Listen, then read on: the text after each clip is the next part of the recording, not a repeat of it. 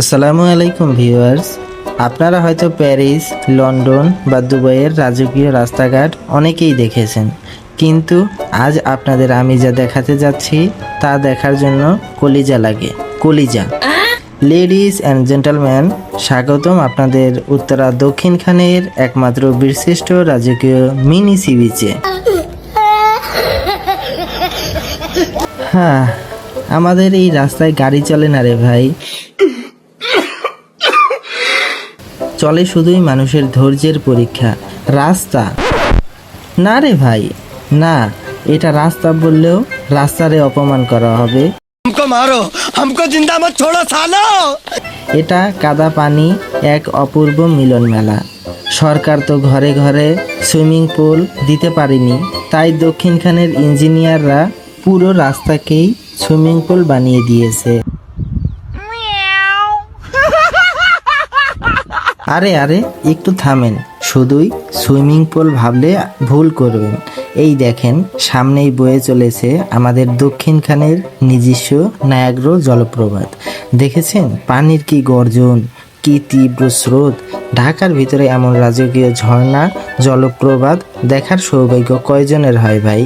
রাঙামাটি বা জাফলং যাওয়ার কোনো দরকার নাই, টিকিট ছাড়াই রাস্তার মাঝখানে জলপ্রপাতের ফিল পেয়ে যাবেন। তবে ভাই, এই জলপ্রপাতের সৌন্দর্য কিন্তু এখানেই শেষ নয়। একটু নিচের দিকে খেয়াল করে দেখুন, এই তীব্র স্রোতের পানির শুধু কচুরিপানা না, প্রাকৃতিক অনন্য সৃষ্টি মানুষের পেটের ভিতরের গুপ্তধন ये सब क्या देखना पड़ रहा है? अच्छा है मैं अंधा हूँ। ও মনের সুখে ভেসে যাচ্ছে। হ্যাঁ ভাই, হ্যাঁ, যা দেখছেন একদম খাঁটি।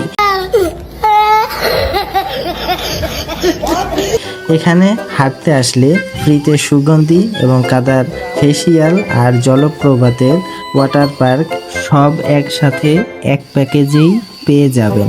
ভাই রে ভাই, এই রাস্তা দিয়ে যারা প্রতিদিন যাতায়াত করেন তারা আর সাধারণ মানুষ নন, তারা এক একজন অলিম্পিক জয়ী অ্যাথলিট। কারণ কাদা আর জলপ্রপাতের স্রোতে আর মলমূত্র বাঁচিয়ে লাফিয়ে লাফিয়ে চলা কোনো সাধারণ মানুষের কাজ না। এই দেখুন ভাই, পানির গভীরতা মাপার জন্য আমাদের কোনো স্কেলের দরকার নাই। পাবলিকের লুঙ্গি আর প্যান্ট কতটুকু উপরে উঠলো সেটা দেখেই বোঝা যায় রাস্তার পানি আজকে কত ইঞ্চি।